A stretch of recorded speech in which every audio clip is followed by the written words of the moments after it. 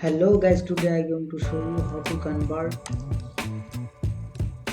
Microsoft Word to PDF. This is a Word file. So I make a PDF file from this file. Now I click save as. Now I click browse.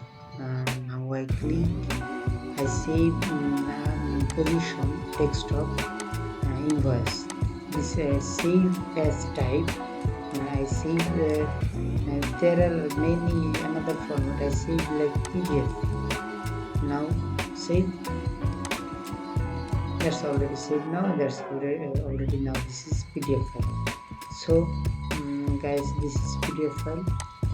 You can find from desktop. You look.